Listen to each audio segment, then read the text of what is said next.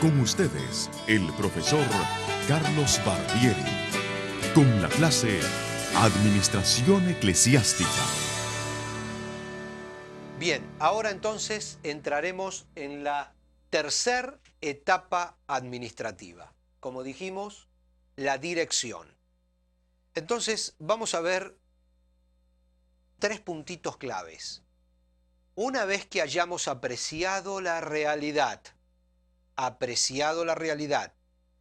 y hayamos puesto objetivos claros, dos, y organizado una buena estructura con nuestra gente en los lugares claves, ahora la dirección es guiar a todos al éxito. Simple, ¿verdad? Pero no tan simple en la práctica. Hay muchos aspectos importantes para una buena dirección. Y aquí veremos lo que personalmente considero los más importantes, los tres más importantes. La comunicación, la motivación y la evaluación.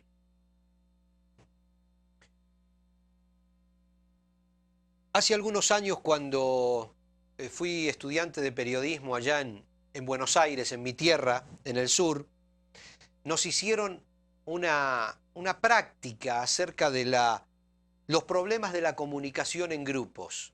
Y me quedó tan grabado y me fue tan útil en cientos de ocasiones que hoy quiero compartirlas con ustedes porque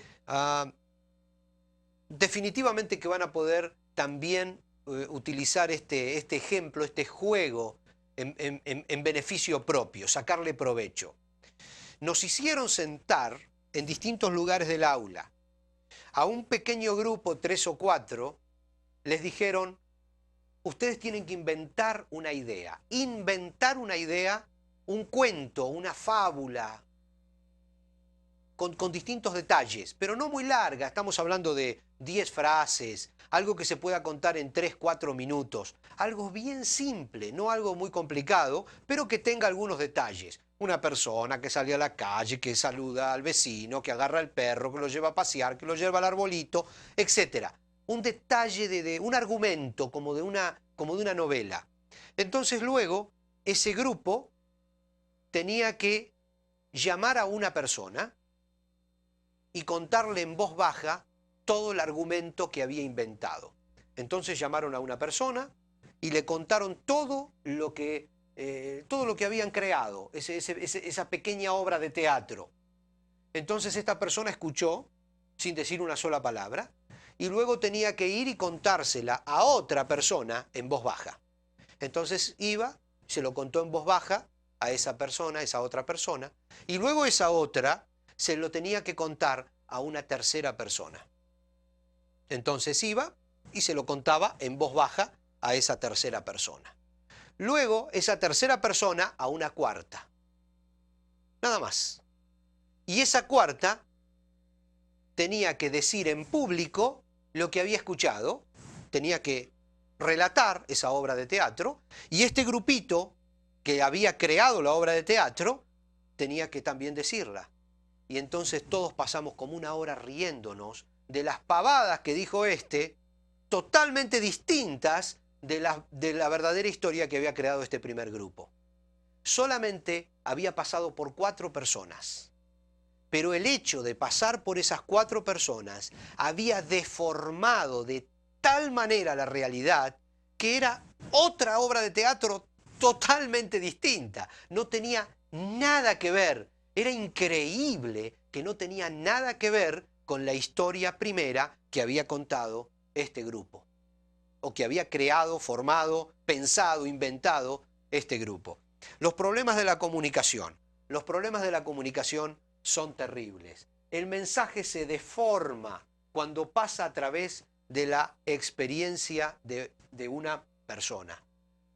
Esto es importante que muchas personas en la congregación lo sepan.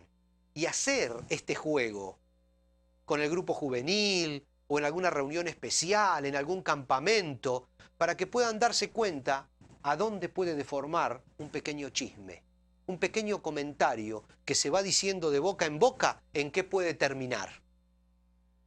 Un juego que dice que el mensaje se deforma cuando pasa a través de la experiencia personal de una persona. De aquí deducimos algunas cosas importantes. Estudios psicológicos serios han probado que una palabra, solamente una palabra, es interpretada de formas distintas. Y vamos a ver un ejemplo que creo que les va a ser muy clarificador. Cuando a un niño de una familia bien constituida, que tiene una papá, un mamá, hermanitos, etc., le hablamos acerca del Padre Celestial, ese niño tiene un concepto de padre, porque tiene un papá, tiene una mamá y tiene un grupo familiar. Pero cuando le hablamos del mismo Padre Celestial a un niño huérfano que vive en un orfanatorio, ¿qué concepto tiene de padre? Se dan cuenta que interpreta Padre Celestial totalmente distinto ese niño huérfano al otro que tiene papá y mamá, porque viven en una realidad distinta. Entonces la misma frase, la misma palabra pasa por un filtro que tiene que ver con la persona misma, y entonces es allí cuando se deforma. La segunda cosa que tenemos que tener en cuenta es que el mensaje, por eso mismo, no depende del que lo da, sino depende del que lo da y del que lo recibe. Depende del emisor y depende del receptor. Muchas veces queremos comunicar una idea y no estamos comunicando esa idea, estamos comunicando otra totalmente distinta, porque está pasando por el filtro de la experiencia del receptor. Entonces eso hay que tenerlo en mente. Ahora vamos a volver sobre estos dos temas. Y luego un mismo idioma. Ahora vamos a volver sobre esto, pero un mismo idioma. Esto parece una tontería porque es elemental que si queremos comunicarnos con una persona, tenemos que hablarle en el idioma que esa persona entiende. Pero sin embargo, aunque parezca muy elemental, en alguna campaña evangelística, yo mismo he escuchado, y seguramente muchos de ustedes escucharon, no sé qué rosa de Saró, qué lirio de los valles, o un nombre algo así como Adonai. ¿No lo escucharon en una campaña evangelística? Y sin embargo, esas son palabras que utilizamos nosotros los evangélicos dentro de nuestras iglesias. Es nuestro idioma. Es la rosa de Saró, es el lirio de los valles. Y en una campaña donde hay inconversos, el inconverso dice, ¿qué rosa? ¿Qué Saró? Porque no tiene ni la más remota idea de lo que es el lirio de los valles. Entonces, no le estamos hablando en el mismo idioma. Muchas veces los cristianos sacamos nuestro idioma de iglesia a la calle y hablamos con nuestros compañeros de trabajo en el idioma de la iglesia y queremos ganar a gente para Cristo, pero hablándole en otro idioma que no entienden. Y mencionamos palabras que son muy profundas para nosotros dentro de la iglesia, palabras que tienen mucho significado, pero que definitivamente otra gente no las entiende. Entonces, un buen administrador, un buen líder, tiene que recordar que una orden o que un desafío mal dado por cualquiera de estos motivos, definitivamente va a ser una tarea mal realizada.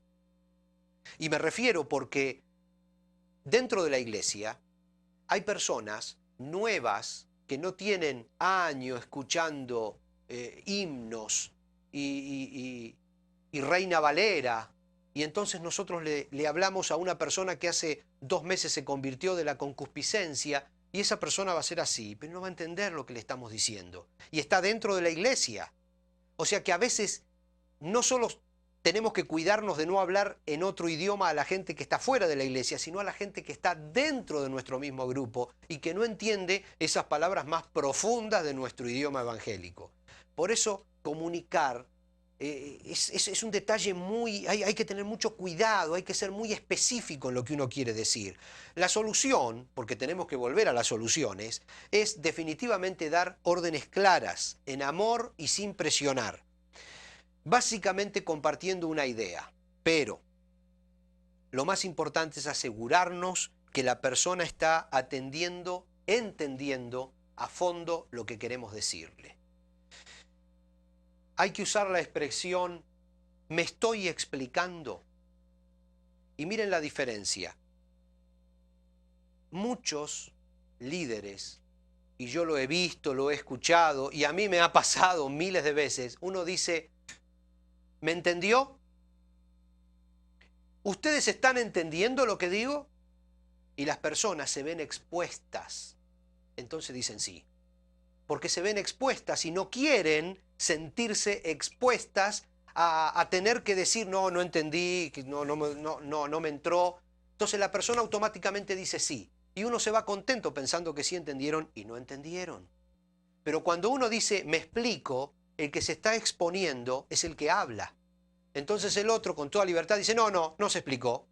Porque el que lleva la culpa es el que está hablando. Uno tiene que llevar la culpa del malentendido. Nunca trasladarle la culpa a la otra persona. Porque la otra persona enseguida se cierra y dice, sí, entendí todo, no hay ningún problema. Y después no lo hace. Y los líderes se rasgan las vestiduras pensando, pero ¿por qué no lo hace? Porque ni siquiera entendió lo que usted está queriéndole decir.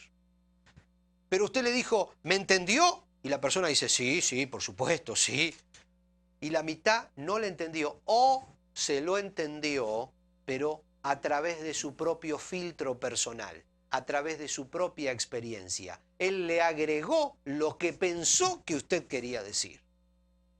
La repregunta en el líder y el buen administrador es importante para saber si las órdenes, si los desafíos, si los objetivos que estamos comunicando son realmente recibidos por la otra persona como nosotros queremos emitirlo. No tenemos mucho tiempo para ejemplos, pero una vez estábamos en un país en Sudamérica y me invitaron, yo estaba de visita allí trabajando y me invitaron a ir a una reunión que una iglesia hacía en un barrio carenciado, en las afueras, bien lejos, casi en el campo, todas casitas muy pobres. Y allí fuimos un pequeño grupito de esa iglesia que era bien chiquita. Y fuimos un misionero, el pastor de la iglesia y 3 o 4 o 5 hermanos que tocaban el acordeón, la guitarra y cantaban. Y allí fuimos y se armó una reunión y claro, empezamos a cantar y vinieron un montón de vecinos que normalmente están sin hacer nada y vinieron a ver qué era lo que pasaba. Y entonces ahí todos cantando y entonces me dieron la posibilidad de compartir algo, la palabra de Dios, un testimonio, una experiencia. Y los hermanos, antes de darme la oportunidad de hablar a mí, cantaron "Es la roca de Oreb que está brotando". La verdad que yo no pensaba hablar de la roca de Oreb que estaba brotando, pero yo vi una cara de signo de interrogación en esa pobre gente, hermanos. Estaban todos mirando y pensando, ¿qué será la roca de Oreb que está brotando? Entonces, claro, cuando terminaron de cantar y me tocó la oportunidad de hablar, lo primero que pregunté es si sabían que era la roca de Oreb que estaba brotando y compartimos así entre un poco de chistes para romper un poco el hielo. Hermanos, ni siquiera el misionero me supo decir cuál era la roca de Oreb que estaba brotando. Así que desde allí tuvimos que empezar a hablar de la roca de Oreb que estaba brotando. Los problemas de comunicación. Los problemas de comunicación. Tenemos que ubicarnos. Si queremos comunicar algo, tenemos que hablar en ese idioma. Tenemos que saber lo que estamos cantando. Tenemos que saber lo que estamos diciendo. Nuestro idioma evangélico es muy particular. Entonces, esos son detalles que tenemos que tener en cuenta dentro de la comunicación. La motivación. Y debemos ir demasiado rápido porque en estas clases el tiempo es un verdugo. La motivación. El tema de la motivación es algo delicado. Quizás más delicado que el de la comunicación. Porque se supone, es así, un cristiano está motivado a realizar una tarea por el simple hecho de que todo lo debemos hacer para nuestro Señor.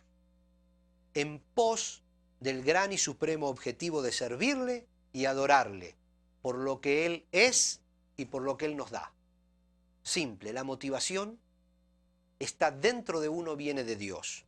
Pero, la realidad, como todos sabemos cuando nos enfrentamos con un grupo de gente, es que hay muchos totalmente desanimados.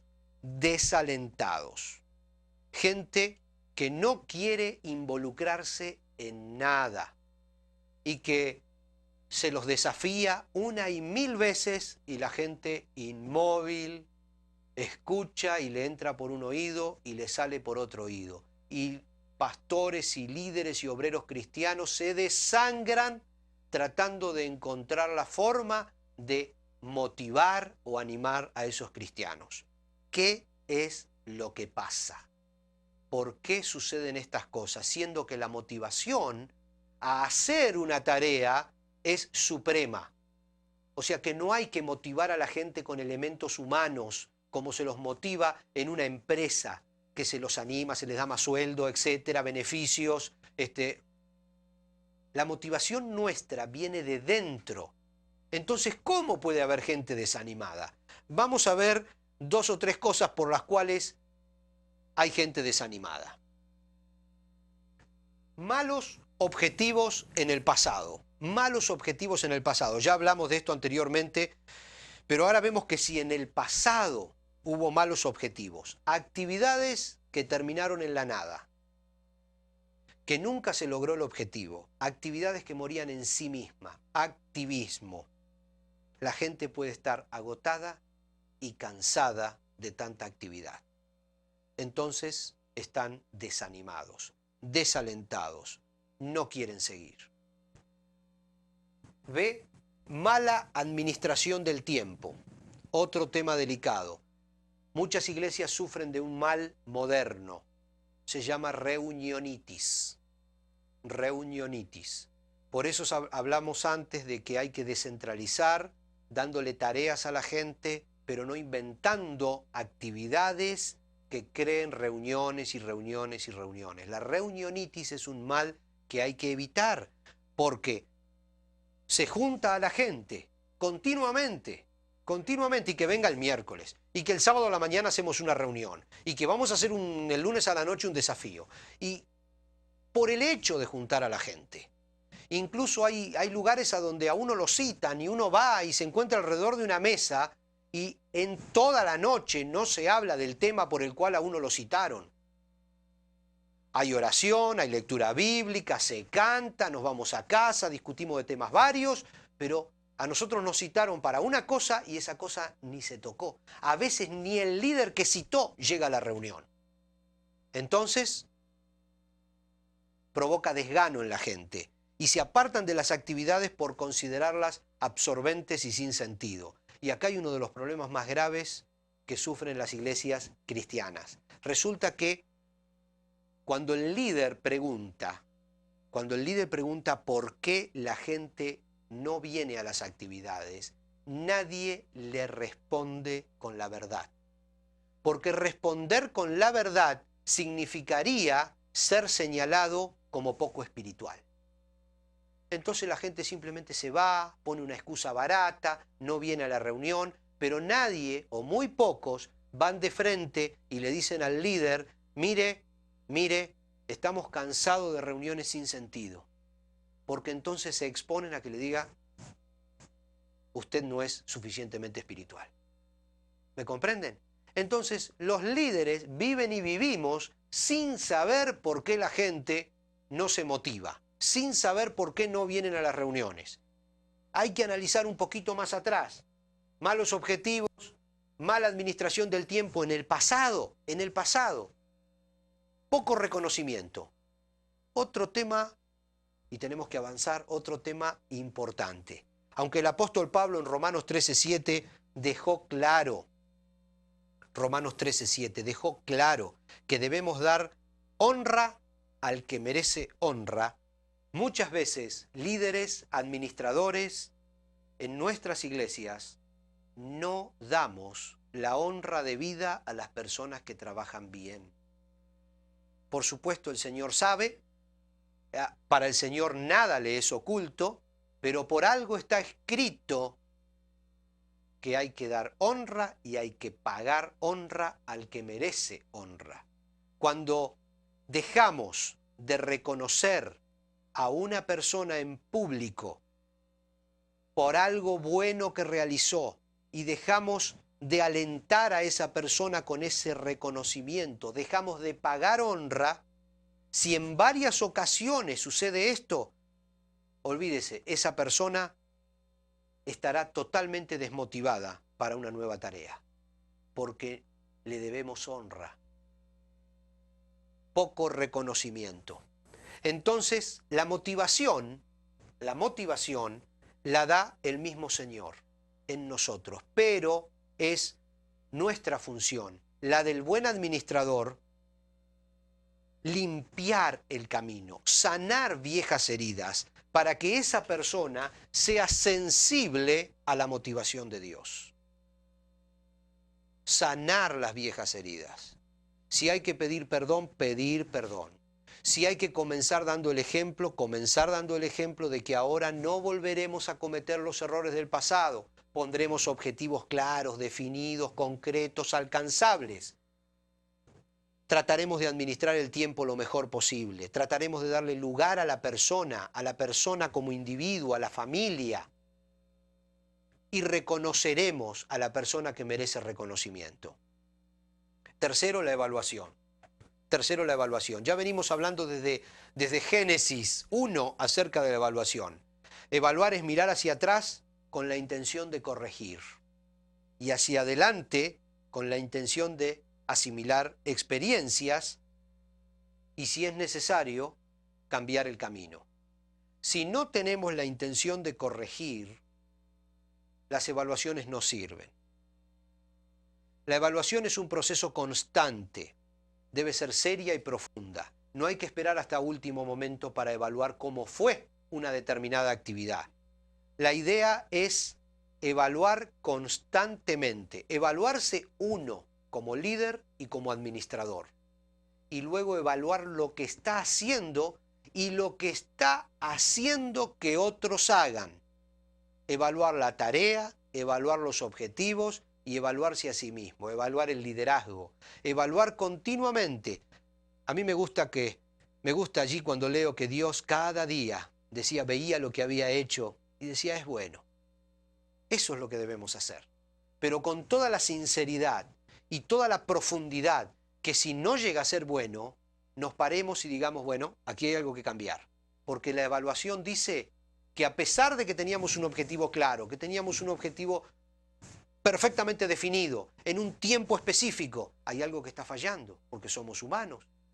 En la evaluación, a medida que avanzamos, nos damos cuenta de eso y entonces modificamos nuestro camino, modificamos nuestra forma de ser. Continuamente vamos evaluando. Entonces, en cualquier planificación hay que tomar tiempo para evaluaciones parciales.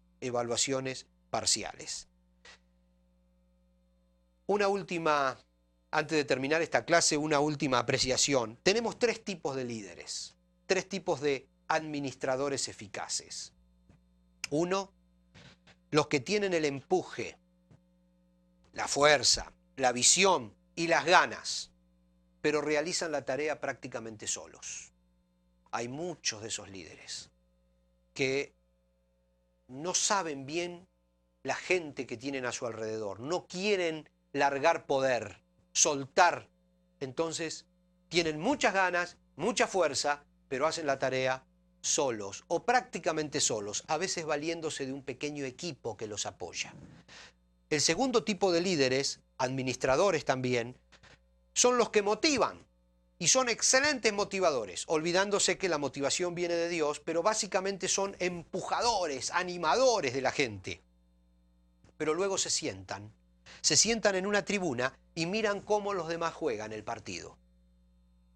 Y juzgan malas y buenas actitudes, malas y buenas actuaciones de los soldados en el campo de batalla o de los jugadores en el campo de deportes, los que se sientan a mirar el partido.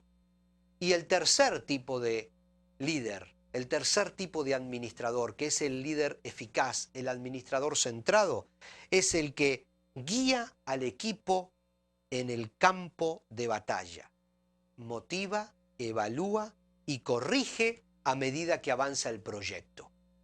Tenemos una definición que quiero compartir con ustedes, que quizás resume un poco todo lo que estuvimos viendo.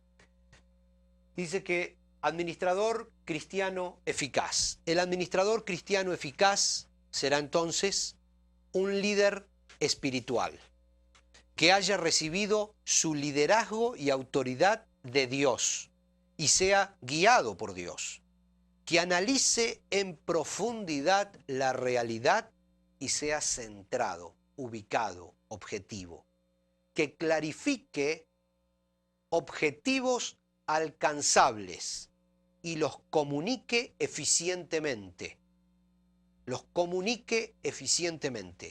Que anime, que evalúe la tarea y que de ser necesario, que siempre es necesario, corrija en amor. Aquí podemos resumir un poco lo que estuvimos viendo en esta clase, en cada una de las distintas etapas. Analizando la realidad, ser centrado y objetivo, tener objetivos claros y alcanzables, comunicarlos eficientemente, eficazmente, seguramente, animando, evaluando la tarea y corrigiendo en amor. Muchísimas gracias por su tiempo y esperamos que estos conceptos puedan ser de ayuda en su tarea de administración eclesiástica.